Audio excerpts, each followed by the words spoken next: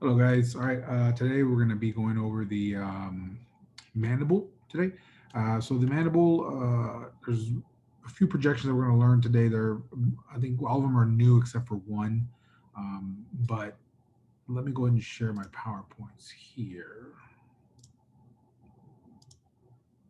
Oops. All right. So with the mandible, again, this is the routine that we're going to be going over. I don't know if we've gone over the anatomy yet, but there aren't too many different areas of the mandible that we need to be concerned about.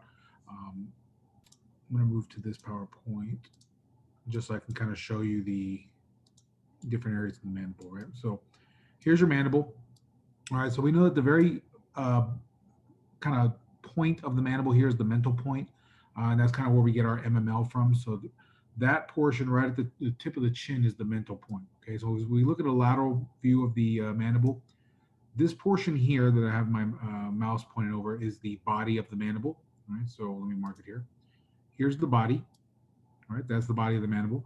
Here we have the gonion, okay, or the angle of the mandible, right? And then up here we have the rami, right, or ramus of the mandible. Now, as we look a little bit further, right, let me move this guy here. We have also the condyle head, right, which is about right here. And then this is the condyloid process. The very top of it would be the condyloid process. And that goes into something called the temporomandibular fossa. And that right there forms the TMJ or temporomandibular joint. All right. So again, we have the condyle, and then you have the condyloid process, which is the very top there. All right. And then that also goes into the temporomandibular fossa, which forms the TMJ.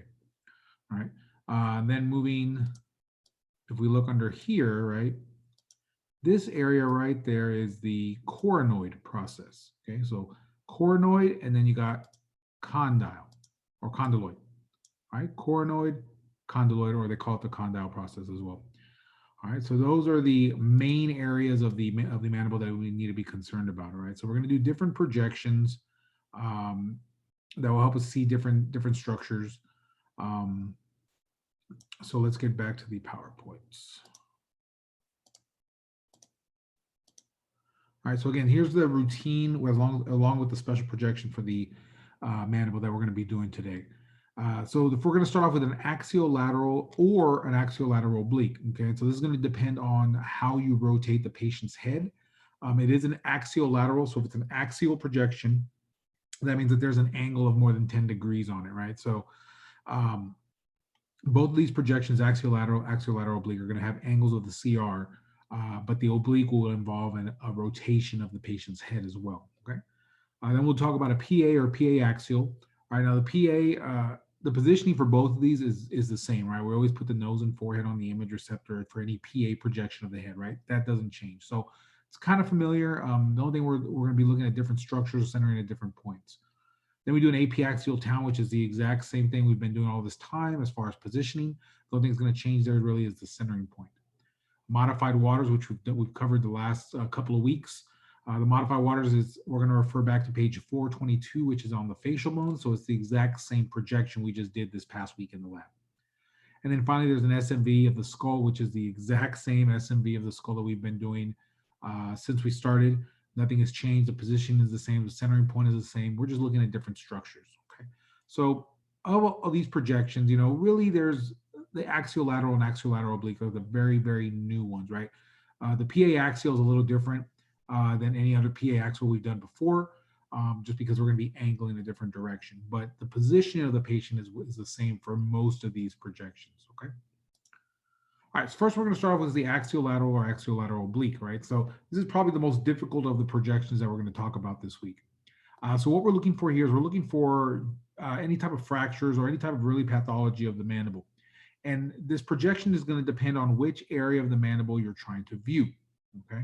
So the KVP we're going to be using is 75 to 85, 40-inch SID. You put the patient either recumbent or in or you can leave them recumbent or an upright position. There is also a trauma lateral that we can do for this projection, and we'll go over that a little bit. So the first thing you're going to do is get the patient in a true lateral position, right? So we still follow all the criteria we did for a that we need to for a true lateral to happen, right? Which is the IPL, interpupillary line perpendicular to the image receptor. We have the MSP, mid-sagittal plane, parallel to the image receptor. The IOML, infraorbital meatal line, is perpendicular to the front edge of the image receptor, and the GAL is parallel to the front edge of the image receptor, right? So if we do all that, we'll get it in a nice true lateral position. All right. Now, once you've done that, we're going to lateral position or rotate the head towards the image receptor depending on the area of interest. Okay. So let me go on to the next slide, then I'll come back to this one. Okay. So if we're looking for the ramus of the mandible, we're going to leave the head in a true lateral position. Okay. So let me see if I can show you here, and I'll stop the share in a minute, but 30-degree rotation will best demonstrate the body of the mandible. 45-degree rotation toward that, these are all towards the image receptor, demonstrates the mentum, and a 10 to 15-degree rotation towards the image receptor is just a general survey of the mandible. Okay, so let's see if we can kind of show you this here. All right, so if I'm in a true lateral position, notice how the ramus there is parallel to the image receptor, right? So that would be in a true lateral. If we're trying to visualize the ramus, we would leave the mandible in a true, or so the head in a true lateral position, right? So let me just show you that that's the ramus there, right? So if we're in a true lateral position, right, it is parallel to the image receptor, right? So the image receptor would be down here.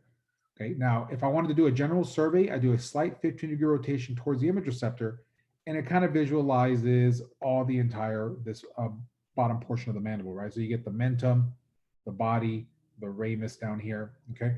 So if I wanted to see the body, best visualize the body, I need to try to get that body parallel to the image receptor. So to do that, I'm going to rotate about 30 degrees, and now you can see that this body here, right, is parallel to the image receptor. If I want to visualize the mentum up here, then I'm going to rotate into a 45-degree oblique. Okay, so again, true lateral, visualize the ramus, right? Sorry, I cut my finger there, so I really can't hold it too well. All right, so there's the ramus there, right? So if I want a true lateral, I'll visualize the ramus. General survey, 15-degree rotation. For the body, we're going to do 30. And then for the mentum, we do a 45-degree. All right. So let me go to this guy here. All right. So again, let me isolate the head. Skull will hide others. There we go. All right. So again, if I'm in a true lateral position, right? Let's see, it's magnified a little bit. True lateral. I'm going to visualize the ramus, which is down here, right? This portion right there is the ramus, okay? Because it is parallel with the image receptor, right? So if I was to, oops, there we go. Try to get this lateral for you again. There you go. You see the ramus, right? So if we're looking for the ramus, we keep the head in a true lateral position. If we're looking for the body, right, which is right here, right? The body is this portion right there. We want to try to get that parallel with our image receptor, which would be down here. Okay, and I can't leave the markings on there for some reason. I don't want to do it, but it won't let me move it. So there's the image receptor, right? That green line, right? We want to get the body parallel. So what we're going to do is we're going to rotate the body, or rotate the head 30 degrees, right? And now we can see that that body is now parallel to the image receptor. Okay, if we want to see the mentum, we're going to rotate even more into a 45-degree and try to get that mentum parallel with the image receptor. Okay, if it's a general survey, then we're going to do just a 10 to 15-degree slight rotation of the head. Okay, so again, true lateral, visualizing the ramus. Okay, and these are the important things you need to remember. For axiolateral, it's going to be, and this is actually the axiolateral projection, right? Because there's no rotation of the head. So if you're looking for the ramus, you're doing just the axiolateral. Any other part of the mandible you're looking at, general survey, body, or mentum, it's going to be an axiolateral oblique because now we're turning the head, right? So this right there is a general survey, right? 10 to 15 degrees. Here is the mandible looking at the body, so that would be a 30-degree rotation. And then for the mentum, we would do a 45-degree. All right. Hopefully that helps you to visualize what we're looking for. All right. So again, true lateral, ramus, general survey, 10 to 15 degree, body 30 degree, mentum 45 degree. All right. All right. Let me go back. Right, and I kind of wrote it for you here. So head in a true lateral position demonstrates the ramus, 30-degree rotation towards the IR demonstrates the body, 45 demonstrates the mentum, and then 10 to 15 is just a general survey. Okay. Now, once you've done all that and you've kind of figured out which area you're going to look at, right now we got to look at our angling of the CR. Okay. Now the CR, and so we have to angle because there's a problem when we look at the mandible in a true lateral position, right? So if we're true lateral here, we're trying to visualize the bottom side mandible, which is down here, right? And we can't really visualize it because it's superimposed over the upside mandible. So we need to do something to try to move that out of the way, okay? So what we're going to try to do, right, and I'm going to show you my skull here, is we're going to try to angle the CR, right? Instead of it coming perpendicular, we're going to we're going to angle the CR 25 degrees cephalad, right, to kind of come underneath this mandible and visualize the bottom side mandible, okay? So it's kind of similar to doing this, all right? So let's get rid of that, all right? So it's kind of doing that. So if I'm in a true lateral, my angle is going to kind of, what's the word I'm looking for? Oh my God, brain fart. So if it's going to simulate, sorry. So we angle 25 degrees, it's going to simulate doing this to the mandible, okay? So if we're looking for this downside mandible here, right, we're going to need to angle the CR 25 degrees cephalad. And it's 25 degrees from the IPL, which means if we're in a true lateral position, the IPL is perpendicular to the image receptor, which means that the CR would be parallel to that IPL. So basically we're going 25 degrees from perpendicular, which is what we need to do in a true lateral position. So again, 25-degree angle from the IPL, right? And that'll help to move this top mandible away from the bottom mandible, all right? Now, again, if we're looking for, like, say, the body, right, then we're going to rotate the mandible 30 degrees towards the area of interest, right? So it'd be like this. And we would still add a 25-degree angle, which would move the top mandible away from the bottom one like that. And now we'd be able to visualize the bottom mandible, all right? If we're doing the mentum, we'd rotate more, 45 degree, right? We want to do a general survey, 10 to 15 degree, all right? If we're doing the ramus, we're doing a straight true lateral, okay?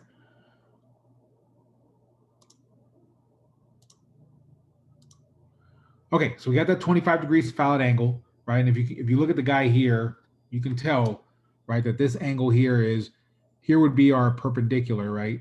And they've angled 25 degrees cephalad towards the hip. And what they're doing is they're coming underneath this mandible and projecting the bottom side mandible, which is down here. Okay, because they're kind of skimming underneath that top mandible and then going through to the bottom mandible. All right. So if you look here, he's not in a true lateral position. He's more of a kind of like 10 to 15 degree, which means that they're doing a kind of a general survey of the mandible. All right. So again, if it's a true lateral, what are they best visualizing? The ramus. If it's 10 to 15, general survey. If it's 30 degrees, it's the body of the mandible. And if it's 45, it's the mentum. Okay.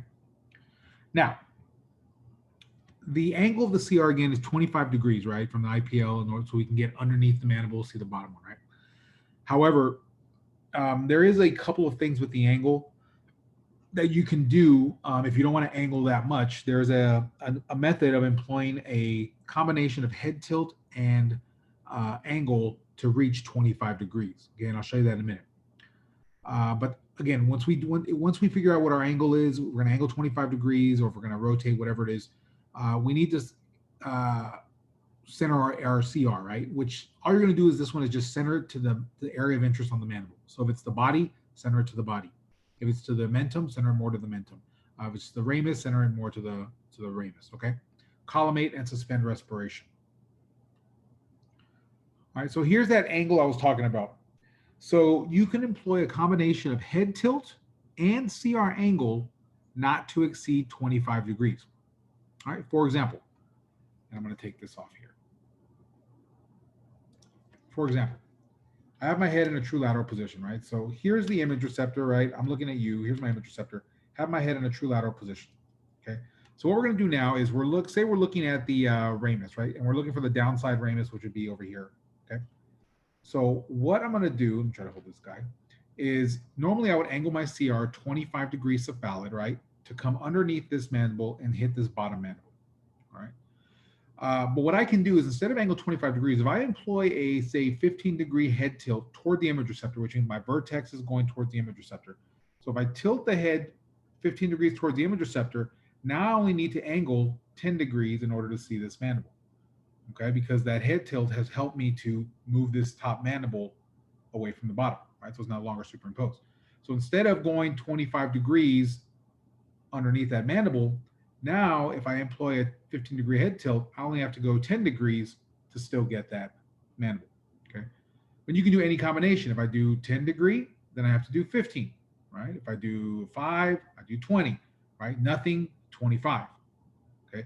Ideally, you could do a 25-degree head tilt and no angle of the CR, right? But it's very difficult for the patient to do a 25-degree head tilt, okay?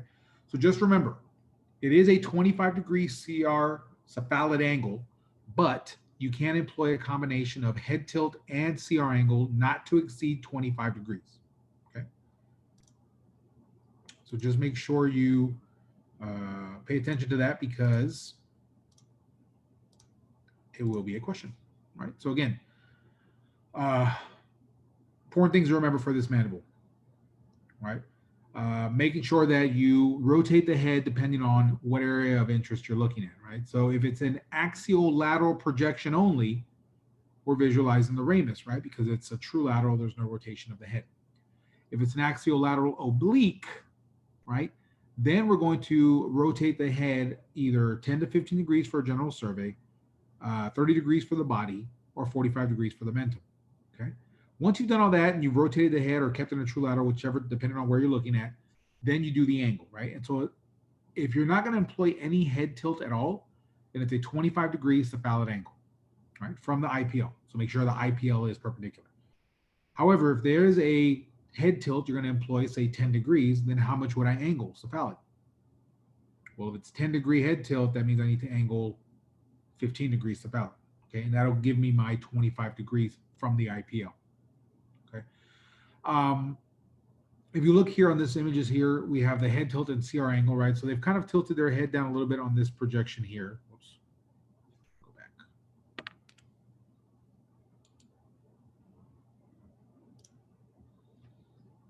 Right, so you look here, right? They've tilted their head down a little bit and they've adjusted the CR angle probably to about 15 degrees. So they have a little bit of head tilt and CR angle to equal 25.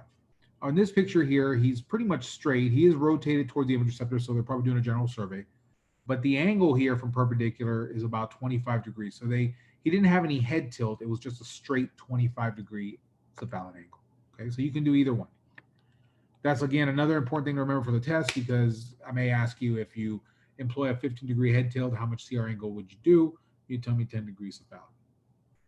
All right.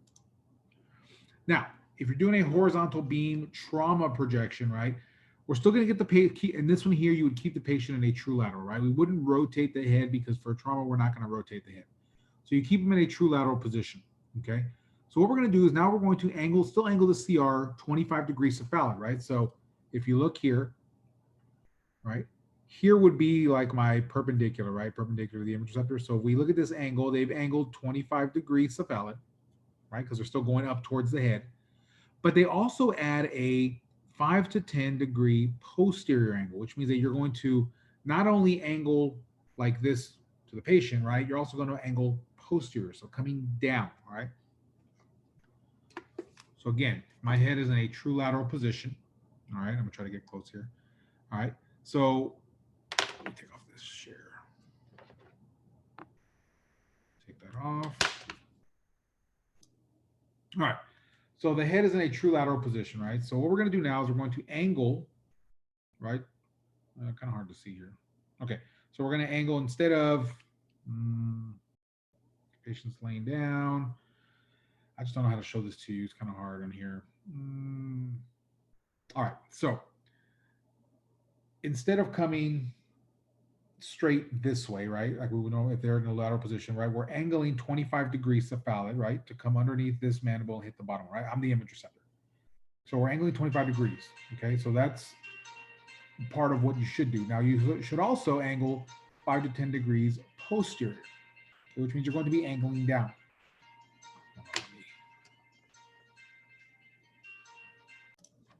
All right. So like I was saying, again, if they're in a trauma lateral, right, they're laying like this, right? We're still going to come instead of coming straight, right? We're going to angle 25 degrees cephalad, right, to try to go under this top mandible and to the bottom mandible. But we're also going to add a 5 to 10 degree posterior angle, which simulates a general survey. Okay, it's because we can't rotate the head. We're going to angle 5 to 10 degrees posterior to simulate a general survey of the mandible. Okay.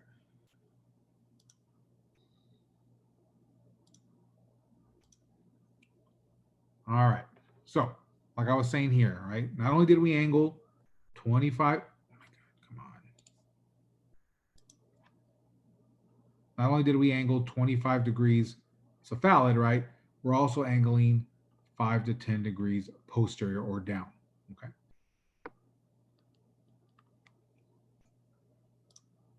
It's so much more difficult to do this online than it would be in person. All right. So, when we look at the radiograph, right? And one thing I needed to add, and I forgot to add this when we're positioning the patient. Let me go back. Is right here. So what we need to do is we need to extend the neck slightly, which means you're going to bring out that neck as much as you can to move the condyles or the mandibular rami away from the cervical spine. So we don't want that mandibular rami to be superimposed over the cervical spine, right? If we look at this guy here,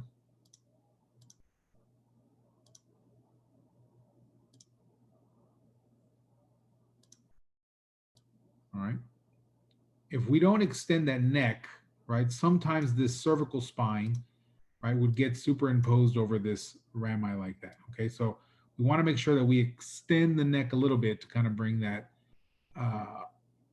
ramus away from the cervical spine. All right. So let's look at this here. All right, so we're going to be visualizing the downside mandible, right, which is this mandible right there. Okay, we want to make sure it's not superimposed any other over the other mandible, which would be back here. See that line back there? That would be the other mandible. Okay. We want to make sure that it's not superimposed over the cervical spine. Okay. If you see the ramus, which would be kind of this portion here, superimposed over the cervical spine, then that means that you didn't extend the neck. Okay. You didn't have them extend the neck. Here's the body of the mandible. There's the angle. Here's the ramus, right? And there's the mentum. Okay. So this one here is kind of more like a general survey because we can see every structure on there. Okay. We want to make sure that the mandible is not foreshortened, which is this mandible here. Okay. We don't want to make sure it looks too short. Okay. Because if it looks too short, then that means that you rotated way too much. Okay. If it looks too elongated, that means you didn't rotate enough. Okay. So a lot of this is going to come with experience and seeing these mandibles. This right here would be is a pretty good projection of the mandible, general survey. If we were to see the body of the mandible more, we would see it a little bit more elongated. If we want to see the mentum, then it would look a little bit foreshortened. All right, but ideally we want to see all of the structures of the mandible. Okay? Important things again are make sure they're not superimposed over the cervical spine or the other mandible, which is back here. All right. Collimate, suspend respiration, make sure you have the optimal exposure factors, sharp lines, point trabecular markings. Okay. All right. So that was the axiolateral or axiolateral obliques. Just remember what the difference is. If it's an axiolateral, that means that there's no angle of the, there's no rotation of the head.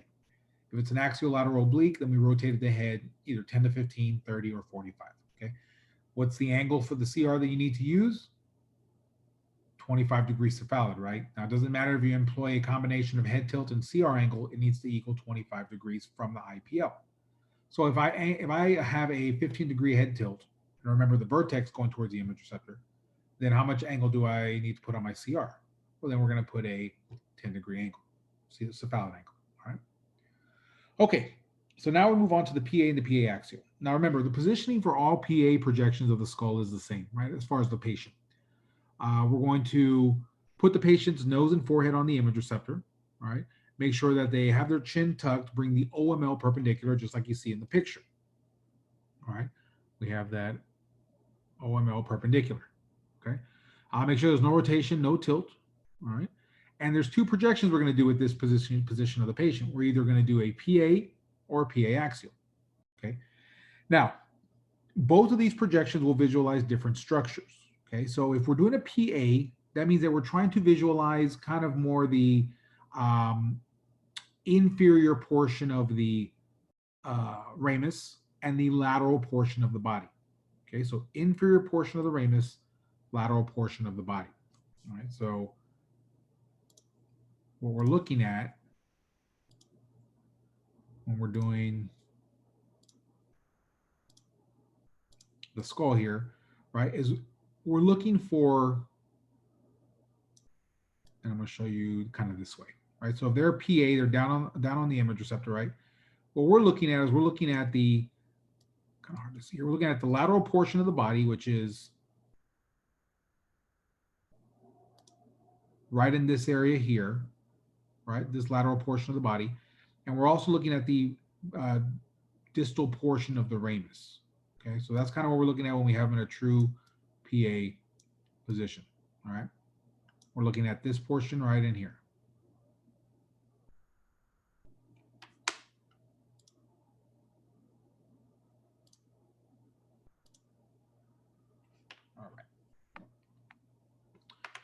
All right. So again, PA projection, we're looking for the, let me stop the share here. All right. So again, if I have them in a PA position, right, nose and forehead on the image receptor, what I'm looking for, I'm going to rotate it towards you a little bit, is I'm looking at the, I'll do this over here, the inferior portion of the ramus, which is right here, and then the lateral portion of the body, right? Because you can see how the body kind of sticks out a little bit, right? Lateral. So we're looking at this lateral portion of the body and then this portion of the ramus. Okay, so again, inferior portion of the ramus, lateral portion of the body. Okay, for a true PA projection. Okay. So once you have them in your position that you need them in, right, nose and forehead on the image receptor, okay, what we're going to do now is we're going to have the CR with no angle for a PA projection. Okay, it's going to be perpendicular to the IR, and we're going to exit at the junction of the lips. Okay, so if we look here, right, the CR is traveling, right? Oh my gosh, come on, quit doing that. All right, it's supposed to exit at the junction of the lips. Okay, that's kind of where we're centering to. Okay, so this again will best visualize, again, write this down, the PA projection with no angle will best visualize the inferior portion of the ramus, which is kind of the bottom portion kind of going towards the body, and which is like this portion down here, right? And the lateral portion of the body of the mandible. So the inferior ramus, lateral portion of the body. All right. Now, if we want to see, say, the condyles or condyloid process, right? Let me show you this here, right? So if we want to see this portion here, right, but we're in a true PA projection, right? There's something that's going to be superimposed over this condyle and condyloid process, right? It's going to be the mastoid processes of the temporal bone. Okay, so we want to try to move this away from that. So the way we're going to do that is we still have them in a PA position. What we're going to do is we're going to, or PA projections, we're going to angle the CR instead of coming straight down, right? Because if I was to come straight down, it would be, this would be superimposed over that, right? We don't want that. So what I'm going to do is I'm going to angle the CR 25 degrees cephalad, right? 20 to 25 degrees cephalad, all right? To get that, to kind of move the mastoid away from the condyloid process, okay? So let me go back to my share screen here. All right, so again, a 20 to 25 degree cephalic angle like you see in this projection up here. This projection up there, you see that 25 degree cephalad angle, okay? So what we're gonna do again is we're moving that mastoid process away from the condyle and the neck of the condyle, okay? The condyle head and the neck of the condyle. All right, it'll also help us to see that temporomandibular fossa, right, where the condyle goes into, okay? So once we've done that, we're going to center to exit at the acanthion. Okay, so it is not at the junction of the lips anymore. It is at the acanthion. So if you're doing a PA axial with the 25 degrees cephalad angle, then we're going to center to exit at the acanthion. Right? That picture is kind of small over there, but if you were to see, you would see that that CR would travel down and exit at the acanthion. Okay. So important things to remember. For a normal PA projection, we're best visualizing the, and for when you position both of these projections, right, you're going to put the nose and forehead on the image receptor and bring what positioning line perpendicular? OML. For the PA projection, there's no angle, right? We're going to have the CR perpendicular to the IR, and it's going to center to exit at the junction of the lips, right? Lips closed, have that CR line going right through the junction of the lips. What are we best visualizing on there? We're looking at the inferior ramus, the bottom portion of the ramus, and the lateral portion of the body, or the portion of the body that sticks out to the side. Okay. Now, if we want to see the condyle, head, and neck, and the temporomandibular fossa, right, then we're going to have to angle the CR. So we're going to keep the patient in the same position, just angle the CR 20 to 25 degrees cephalic, but this time we're going to exit at the acanthion. Okay. And with that, we're going to best visualize the more inferior portion of the ramus, right, which is the top portion of the ramus, the condyle, head, neck, and the temporomandibular fossa. All right. On both of those projections, you column it. Once you center to whatever you're going to do, and you've angled, collimate, suspend respiration. Okay. Last thing, and for this one, you can look back to your notes in your text on page 430.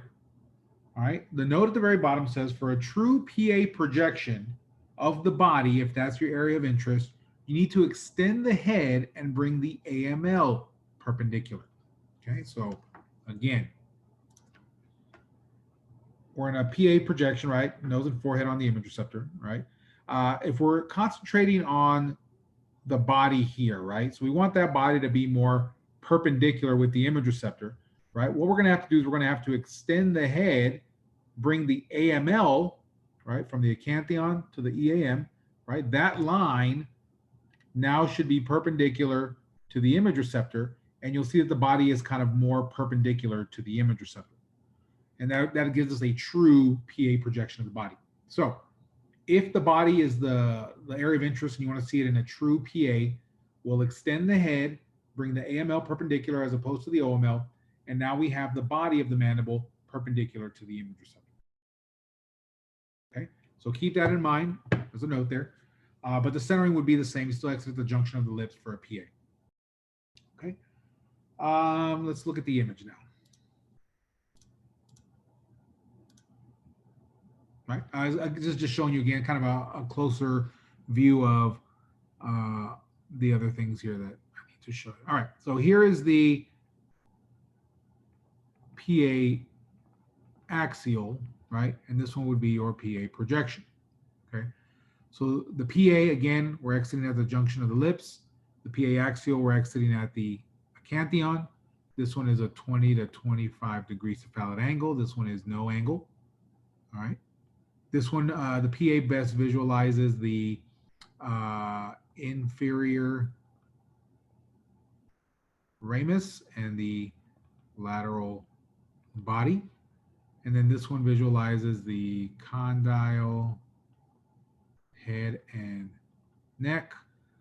You see the TM fossa, and you also see the superior ramus.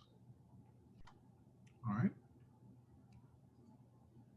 So again, biggest difference between these, both of these is that the positioning is the same, right? It's just the angle of the CR and what you're visualizing. Let me erase all this stuff on here. Probably can't read it anyway. Bad handwriting. Okay. So here's what it looks like. So again, this is just the PA projection, right? And what we're concentrating on here is, like I said, the inferior portion of the ramus, which is right in here, and the lateral portion of the body, which is right in there. Okay, so I'm going to circle the other side. So here's the inferior portion of the ramus, right? That's what we want to see. Here's the lateral portion of the body, right? The portion of the body that sticks out would be the lateral portion of the body, and then this is the bottom of the ramus. All right. Now, again, we can't really visualize the condyle, head, and neck because all that is up here, but some of it's superimposed over the mastoid. It's not really a true PA of the body down here because it's at an angle. So we're really visualizing on this PA projection, kind of this area right in there. Okay? And if you look on this side, we do have a fracture, kind of goes through the angle of the mandible. Make sure there's no rotation, no tilt. For rotation, we're basically looking to see that the mandibular rami are symmetrical on each side. If you were to draw a midline, right, then this would be the same distance from that side to that side, then there'd be no rotation, right? You can also look at other structures, and the book doesn't necessarily, it just says to look at symmetric structures, right? So if we know the orbits, right, are supposed to be looking the same, or they're symmetric, then they need to look the same on the image as well, right? If they look distorted, then you have some rotation. Make sure there's optimal exposure factor, sharp lines, bony trabecular markings. Okay. All right. So again, kind of a review. Biggest differences between the PA and the PA axial, right? For a PA, there's no angle of the CR. We're exiting at the junction of the lips, and we're visualizing the inferior ramus lateral portion of the body. If it's a PA axial projection, then we're angling the CR 20 to 25 degrees cephalic. We're centering the exit at the acanthion, and we're looking to visualize the condyle head, neck, temporal mandibular fossa, and then the superior portion of the ramus. Okay. What if we want to get a true PA projection of the body of the mandible? Well, in that case, what we would do is instead of having the OML perpendicular on our PA, we would raise the chin and bring the AML perpendicular. Okay. All right, next projection is the apiaxial town. This is on page 431. We've done this one before as a skull projection, even facial bone, but this one is also used for the mandible. Okay, it just kind of gives us another visualization of the kind of superior portion of the mandible, which would be the condyle head, neck, temporal mandibular fossa. And that's kind of what we're looking at. Because the rest of the mandible is going to be elongated, kind of hard to see, not good for visualization or evaluation. So what we're really looking for is the condyle head, neck area, and the temporal mandibular fossa area. So the TMJ area is what we're looking at. KVP is 80 to 90, 40-inch SID. You're going to get the patient laying either supine or you can have them erect, right? We're going to depress the chin and put either the OML or the IOML perpendicular to the image receptor, right? Ideally, we want the OML because then that means that there's less CR angle. But if they can't depress the chin enough, right, or flex enough, then you can use the IOML. Now, the difference here between the other towns that we've done is the angle of the CR as well. If you notice with the OML, we're going to angle more 35 degrees caudal as opposed to 30, what we did for the skull and other projections. Okay, so it's 35 degrees from the OML. Or if the patient cannot use the OML and they can only get the IOML perpendicular, then we're going to increase by that 7 degrees and go to 42 inches caudal. All right, centering point, we're going to center 1 inch superior to the glabella. Right, so again, you find your glabella, which is right between the eyebrows, go 1 inch above that. All right, so if we look here, right, we centered 1 inch above the glabella. All right, and we have a 35 degrees. Here's our OML, right? We have 35-degree angle caudal from that OML. Again, if we want to use the IOML, we'll move to 42. Just remember, for the mandible, it's a little bit more angle than we would for a normal skull projection. Collimate, suspend respiration. Okay. So if you look at the notes on page 431, it does tell you about the OML and IOML. If the patient is unable to bring their chin all the way down, you can use the IOML, right? But it also says that the area interest is the temporal mandibular fossa, or that TMJ area, then increase the angle to 40 degrees to the OML as opposed to 35 to kind of move that mastoid portions away from the temporal mandibular fossa, okay? So again, if we're trying to visualize the TMJ or temporal mandibular fossa area, then we'll need to go to about 40 degrees as opposed to 35 in order to see that area without superimposition. Okay. If you see that the mastoids are superimposed over the temporal mandibular fossa, then there wasn't enough angle, right? You probably did the 35. 35 will visualize that head and neck, but it's not going to visualize the fossa area very well. Okay. So here we go. So we need to, again, we are visualizing the neck, right? And then the head is right here, all right? The temporal mandibular fossa is hard to see because it's under here, right? But all of this right there is the mastoid process of the temporal bone. So it is superimposed. So this one here was done with a 35-degree angle, which would help you to see the neck and kind of the head area of the condyle, right? But if we're trying to visualize the fossa, which is, and you can see a little space right in there, that little dark space, right? The fossa should continue this way, but it is superimposed over all of this stuff there, which is the mastoid. So in order to see that temporal mandibular fossa, we would increase the angle to 40 degrees as opposed to 35. Now for a 35-degree angle, this is pretty good, right? Because we can still see the neck, we can see the head, um, and that's what we're looking at here, right? All of this right here we really can't evaluate because it is too much elongation because of the angle of the CR, right? You still want to make sure there's no rotation, right? And again, we check for symmetric structures, right? So if this is the midline, I want to make sure that each rami is the same distance on each side. That means that there's no rotation, okay? We're going to have optimal exposure factors, sharp lines, bony trabecular markings, okay? So that is the apiaxial of the mandible. Last projection uh, is the SMV, right? Now the the routine, according to the registry, does have the modified waters in it, but I'm not going to really go over the modified waters because we've gone over it a bunch of times. So if you want to look at it, it is on page 422 in the facial bones. It's the same exact projection that we would use for the mandible. Only thing is you would open up your collimation and include the mandible. But if we go back to the modified, right, what's important things about the modified we need to know? Well, what positioning line's perpendicular to the image receptor? That'd be the LML, right? Instead of the MML, you have the LML perpendicular. What's the angle formed between the OML and the IR for the modified? Well, it's 55 compared to 37 with the regular waters. And then on our radiograph, where are the ridges going to be in relation to the maxillary sinuses? They're going to be in the lower one half, right? Whereas with the regular waters, they're below the maxillary sinuses. So those are the biggest things you need to remember for the waters, right? And then again, waters is used for everything. It's used for facial bones, mandible, zygomatic arches, orbits, nasal bone. I mean, it's used for everything, right? So, and it's used for sinuses. So I don't really go back over it again and again. You can go back and look at it in your book. But again, if you know those three important things, LML perpendicular, the angle that's formed between the OML and the IR, and then where the ridges are in relation to the maxillary sinuses, you're going to be good, right? I mean, that's basically all you need to know. Okay, so let's get back to this last projection, SMB. We've done SMBs before, and guess what? It hasn't changed. Okay, we're still going to be positioning the patient like we would for any other SMB projection. Okay, KBP 75 to 85. We're looking for any fractures of the mandible, and this will again visualize the condyle head pretty well. It visualizes the mentum area, the body. Kind of gives us just an underview of the mandible, right? So we get to see all of this right in there. Okay. We're going to put the patient either laying down or standing up, right? If it's standing up, it's easier to put them in a chair. That way they can rest their head all the way back. But ideally, we want to get the vertex of the skull on the image receptor, right? So you're going to hyperextend that neck, bring that vertex up against the image receptor, right? Remember, vertex up against the image receptor. All right.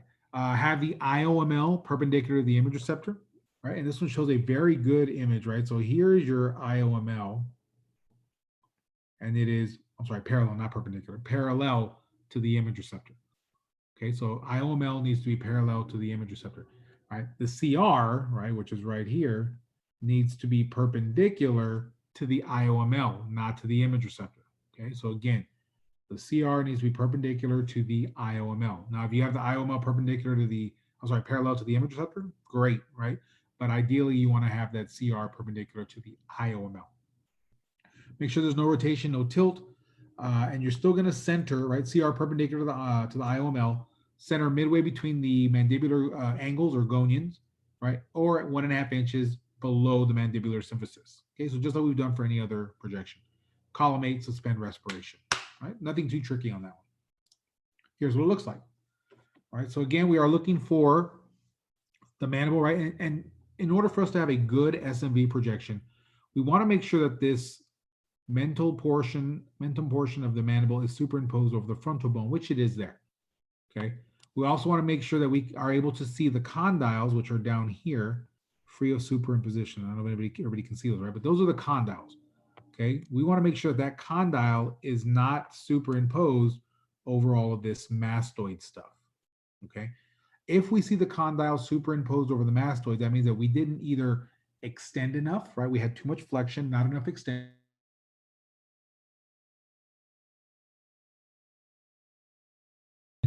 um, the the condyle to be superimposed over the mastoid processes, right? Now, there's some other structures we can see here, right? We can see the body of the mandible there, right? Here's the angle, right? So that means the ramus goes up that way, right? And we can also see the coronoid process, right? We normally couldn't see it in other structures, but right there, that little point is the coronoid process, okay? So you're able to see some of the coronoid. You're able to see the condyle head, which is down here.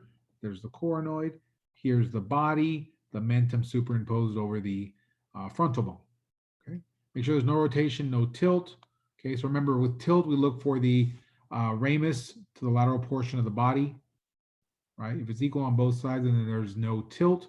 If one side gets bigger, then the vertex was tilted to that side, right? So if the right side here got bigger, right, if that distance increased, that means that the vertex was tilted to the right. Okay. And again, if you see any superimposition of the condyle over the mastoids, then you have too much flexion, not enough extension, or the CR was not perpendicular to the IOML. Same thing with if you see the mentum, if you see the frontal bone kind of up here and the mental bone down here, or the mentum of the mandible down there, they're not superimposed, and that means you had too much flexion, not enough extension. Same thing, or the angle was not, the CR angle was not perpendicular to the IOML. Okay. Make sure you have optimal exposure factors, sharp lines, bony trabecular markings. Make sure the entire mandible is demonstrated. All right. So again, SMB projection, IOML is parallel to the image receptor, and the CR should be perpendicular to the IOML, right? So again, if we're looking at the SMB here, right, there are my condyles, here are my mastoid processes. If I am flexed too much, right, then these mastoid processes get superimposed over the, all this mastoid stuff in the back gets superimposed over the um, condyle. Okay, so we want to make sure that we're extended enough to make sure that these condyles are free of superimposition, right? We want to make sure that that mentum is superimposed over the frontal bone, right, which it is, and we're able to see all of this here, the body, the angle, here's the ramus, and then there is that coronoid process, which is right, that little point, that is the coronoid process. All right. Let me go back to the PowerPoints. So let's look at some radiographs for critique. So here's an SMB of the mandible. Which is the repeatable radiograph, A or B? All right, give you a second here. All right, and the answer should be A, right? A is the repeatable one, right? Yes, it is. So going back to those two SMBs, what are the errors? All right, so we know it's A, right? So we know it's this one over here that has the error. So this is the good one. B is the good one. So let's look at it. Well, there's no tilt on it, right? So it looks pretty good, right? But remember, we're looking for the condyles, which are right here, right? But where are the condyles over here? You really can't see them because they're kind of here and they're superimposed by the angle of the mandible. They're superimposed by all the mastoid stuff. So remember, when that happens, what does that tell you? That tells you that you were too much flexion, right? You didn't have enough extension, or that the CR angle is not perpendicular to the IOML.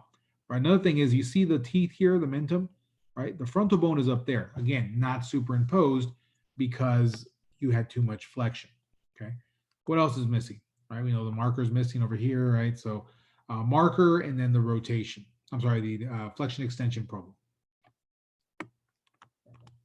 So underextended, or the CR is not perpendicular to IOML, and then of course the marker. Okay.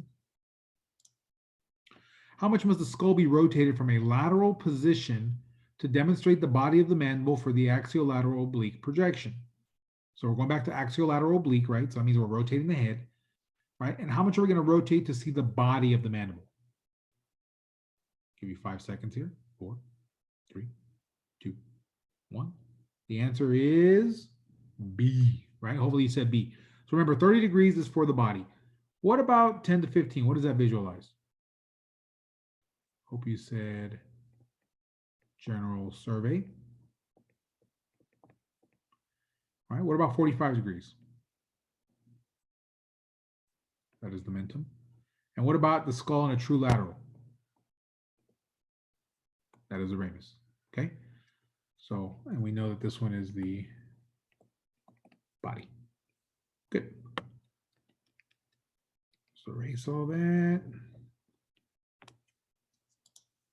How much is the CR angled for an AP axial projection of the mandible if the IOML is perpendicular to the IR?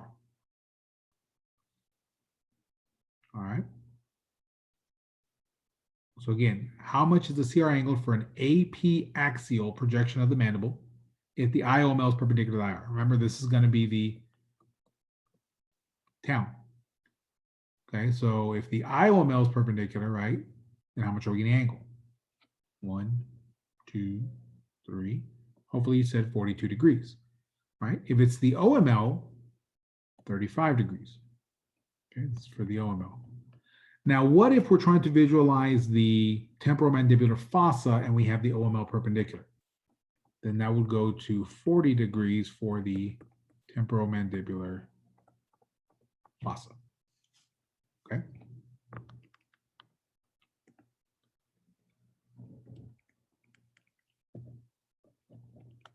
All right. And that is it, guys.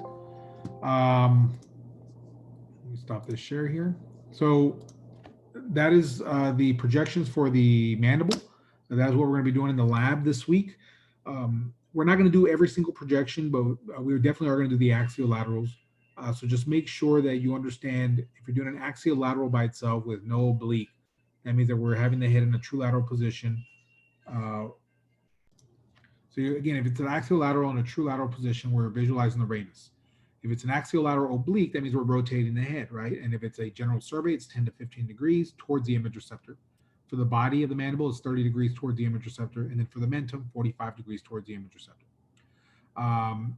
The angle of the CR, remember that. If it's a head in a true lateral with no tilt, you're angled 25 degrees cephalad to visualize that bottom mandible. If you're employing some sort of head tilt, just remember that the amount of head tilt plus the amount of angle cannot exceed 25 degrees. It should equal 25 degrees. So if we have a 10-degree head tilt, that means that we're angling 15 degrees cephalad with the CR.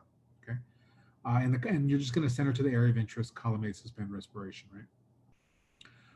The PA and the PA axial, depending on what you're looking for, right? If you're doing a PA projection, there's no angle of the CR, and that one we're going to center to exit at the junction of the lips. Remember to have the nose and forehead on the image receptor, OML perpendicular. So all that's the same for every PA projection of the skull, is you want to have that nose and forehead on the image receptor, OML perpendicular to the image receptor. So we have no angle. We're best visualizing the inferior ramus and then as well as the lateral body of the mandible. If we want to visualize the head and neck and temporomandibular fossa, then we're going to have to do the PA axial, which involves a 20 to 25 degree cephalad angle, and we're going to center to exit at the acanthion, and that'll best visualize the temporomandibular fossa, condyle head, condyle neck, superior ramus area. If we want to visualize a true PA projection of the body, then what we would do is we would do a PA projection, but instead of having the OML perpendicular, we would raise the chin and bring the AML perpendicular. Okay, and that'll help us get a true PA projection of the body. We also talked about the town, which will best visualize or help us visualize the head and neck of the condyle as well as the temporomandibular fossa. Just remember that the angles are different depending on the OML and the IOML. But the OML it's 35 degrees cephalad, caudal, and then with the IOML it's 42 degrees caudal. The waters, we went over that. I don't really have to go over that. Just remember the three main things for the modified waters, not the regular waters. The modified waters of the mandible. Just remember to include the mandible on your collimation. And then the last one was the SMB, right? Same thing. Extend the head as much as you can. Put the vertex on the image receptor. What positioning line is parallel to the image receptor? The IOML. How should the CR be? What should the CR be perpendicular to? The IOML. Okay. Making sure that on your image that the frontal bone is superimposed over the mentum. Making sure that the condyles aren't superimposed by the mastoids. We're going to center in between the angles or 1.5 inches inferior to the mandibular symphysis. So all that's still the same, right? All we're going to do is concentrate on different areas of the anatomy but the positioning has been the same. All right. And that was it, guys. I mean, if you have any questions or concerns, make sure you rewatch this video. If not, you can email me or talk to me in lab when we get in there. But that's the projections of the mandible. If you have any questions, let me know, guys. All right. Thanks.